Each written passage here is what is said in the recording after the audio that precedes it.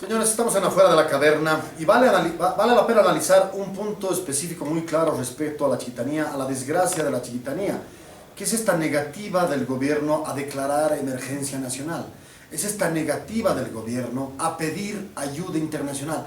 ¿Por qué sucede esto?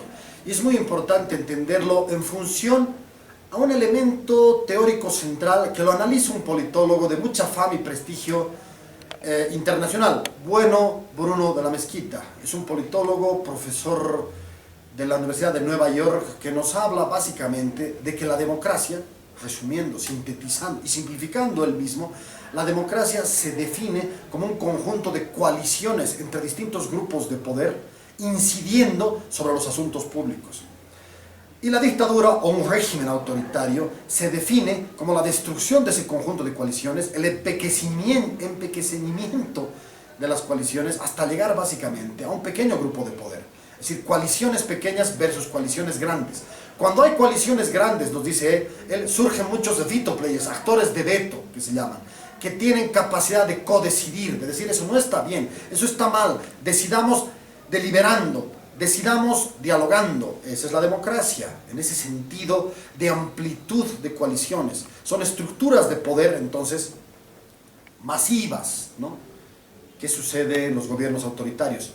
Intentas eliminar a los líderes de esas coaliciones, matándolos, apresándolos, cooptándolos, sea como sea, para que al final termine simplemente gobernando un pequeño grupo de no más de 10, 100 personas, ¿no? Estos son los grupos de poder que definen lo que son coaliciones autoritarias. El autoritarismo al final tiene que ver con un número. La democracia es un conjunto de coaliciones grandes. En Estados Unidos, por ejemplo, más allá de los devaneos de Trump, hay pues un poder judicial independiente, un conjunto además de subunidades judiciales independientes, hay medios de comunicación alternativos, hay poderes federales, ¿no? Hay lo que llama Robert Putnam un tejido social, un capital social gigantesco, ¿no? Tienes asociaciones de jugadores de cartas, tienes sociedades de futbolistas retirados con más de 70 años, así, llegando, digamos, al colmo de especificar estos tejidos sociales grandes. Entonces tienes muchísimos actores, son coaliciones enormes, no puedes hacer lo que te da la gana simplemente. Tienes necesariamente un freno institucional y social. Esa es una coalición masiva y esa es la democracia, definida como un conjunto de coaliciones masivas. Y la dictadura, precisamente, como su reverso cuantitativo, ¿no? Como la disminución de esas coaliciones hasta llegar básicamente a un pequeño grupo de poder. ¿Qué ha sucedido en Bolivia, señores? Y esto es importante entender para entender por qué Evo Morales no define de una vez claramente con su gente la necesidad de convocar a un diálogo nacional, un diálogo por el medio ambiente, que sea una pausa ecológica, pero concertada, y que sea, por supuesto, con los ojos de la cooperación internacional. Tiene que ver precisamente con lo que estoy hablando. Evo Morales ha logrado, desde el 2005 a la fecha, ser muy eficiente en la disminución de la coalición. Los medios de comunicación, que eran un actor contrahegemónico, se los ha metido al bolsillo. Ha iturrizado los medios, ¿no? Los ha comprado, los ha vuelto básicamente sus lucus personales, ha estatizado con el Canal 7 o simplemente amedrentado.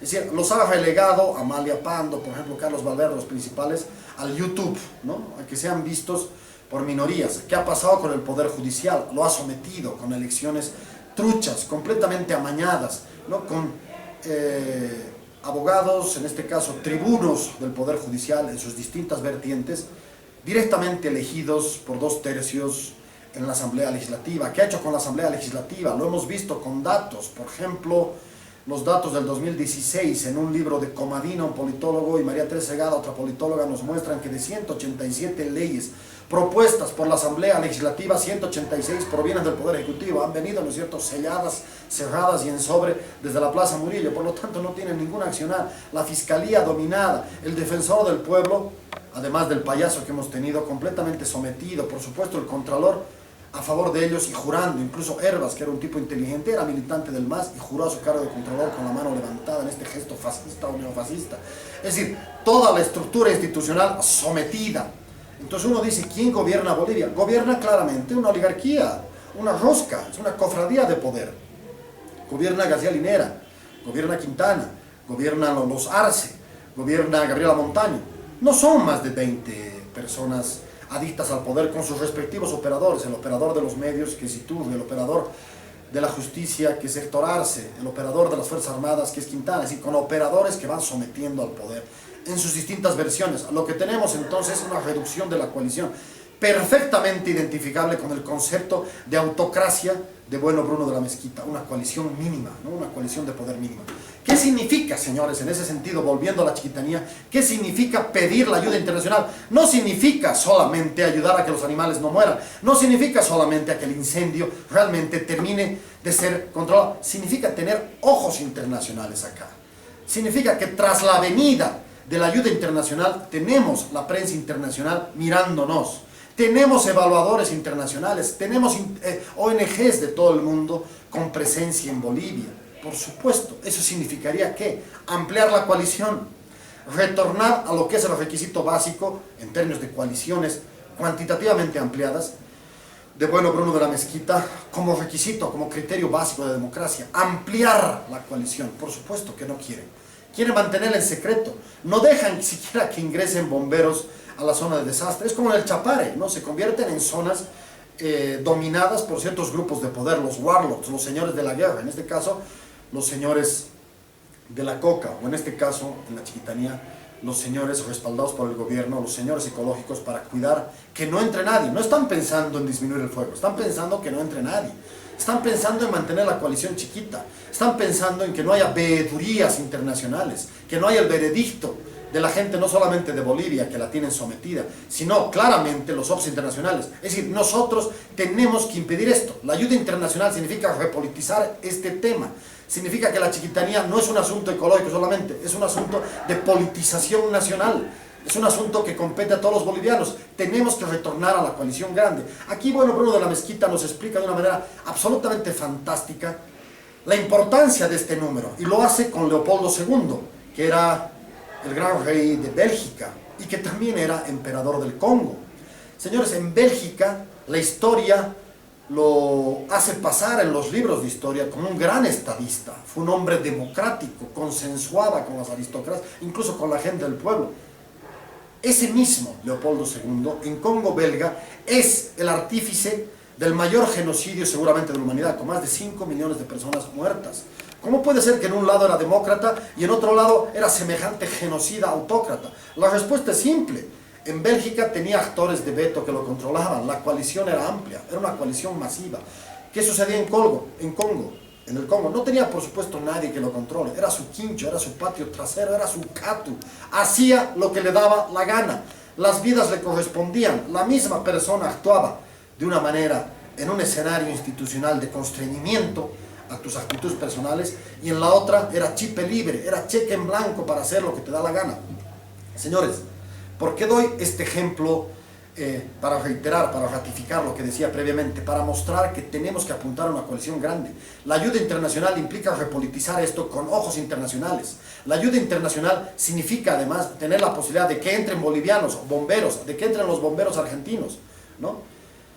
Por eso felicito, con muchos matices, la convocatoria del Comité Cívico de Santa Cruz con sus 11 demandas, repolitizando el tema. Están empezando a generarse actores. El Comité Cívico no actuaba seguramente desde la época de Costa, allá por el Cabildo de Millón en 2006. Ya no actuaba, era un actor despolitizado y sometido. Hoy se ha repolitizado. ¿Es buena noticia? Por supuesto que sí. Y la noticia más importante es el apoyo a los pueblos indígenas que van a marchar. Ya van a marchar. ¿Eso es repolitizar el tema? Por supuesto que sí. Ya tendríamos actores internacionales, tendríamos al Comité Cívico, tendríamos a los indígenas de Tierras Bajas aquí, actuando, ampliando esa coalición y obligando a Evo Morales a que sea democrático. Esa es la intención.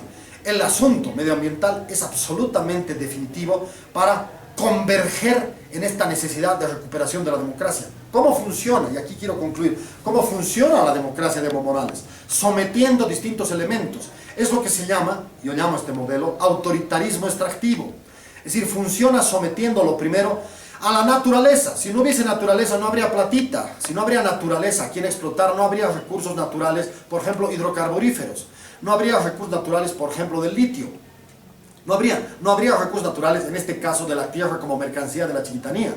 Es decir, el primer requisito para que funcione un régimen como el de Evo Morales es silenciamiento de la naturaleza. El segundo requisito es silenciamiento de la sociedad civil, ONGs. Las ONGs críticas como el CEDIP tienen que ser acalladas. La ONG como el CEDIP nos dice, señores, por favor, Gonzalo Sánchez de Lozada dio en concesión para áreas forestales, concesiones mineras, áreas hidrocarburíferas, 3 millones de hectáreas.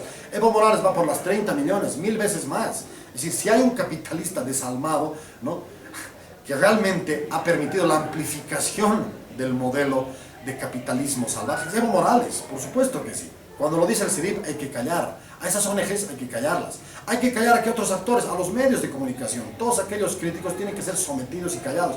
¿Qué otros actores? Por supuesto, las redes. Por eso se crea una red, una dirección de redes en el gobierno, que es un chiste, con sueldos altísimos, pero la intención es, si no pueden acallar a través de una ley de redes, no pudieron promulgar una ley de redes, la gente se levantó, los medios criticaron, no hubo la posibilidad de promulgar una ley de redes, pero por lo menos tiene una dirección de redes.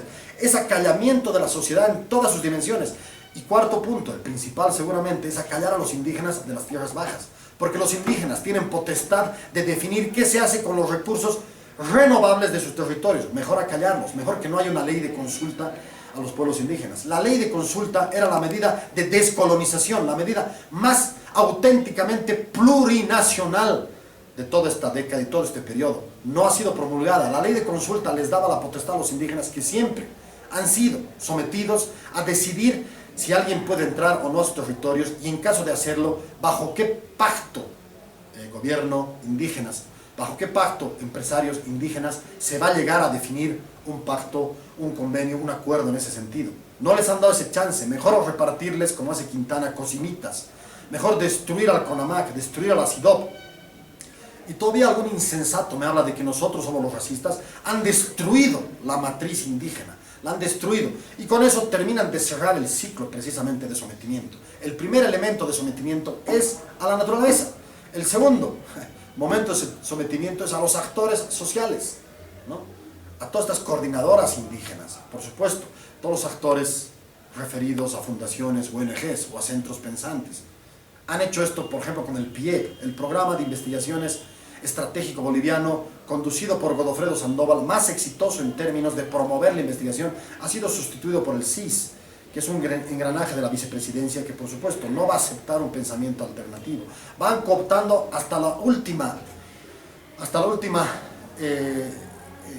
área, el último resquicio de pensamiento libre, porque así funciona este modelo. El autoritarismo extractivo tiene como condición primera someter a la naturaleza, silenciar a la sociedad civil, y tercer lugar, por supuesto, someter a todos los poderes, poder judicial, poder legislativo, poder ejecutivo, ¿no? Estos son los elementos. ¿Hay un cuarto elemento? Claro que sí, claro que sí. Es el sometimiento de los recursos fiscales que entran por concepto de mercantilización o de monetización de esos recursos naturales, que es el sometimiento a la estructura institucional estatal. Por eso no se respetan las licitaciones, por eso se hacen licitaciones directas, por eso se crean fideicomisos, por eso se alientan los sobreprecios, porque es básicamente someter al Estado para que esa rosca que nos gobierna pueda seguir gobernando. Es decir, todo a costa de los recursos naturales. Este es el modelo. Es un modelo de silenciamiento que logra lo que Bueno Bruno de la Mezquita nos dice de una manera teórica tan lúcida, ¿no? El acortamiento de las coaliciones, la enanización de las coaliciones, su feudalización, su casi extinción para que domine solamente una rosca. La chiquitanía tiene que ser vista, por supuesto, como una desgracia medioambiental, pero como la gran oportunidad de repolitizar la democracia, de recuperarla. Tenemos que movilizarnos con lo que sea, como coordinadora de pueblos indígenas, como comité cívico, como, por supuesto, comunidad internacional viendo y supervisando esto.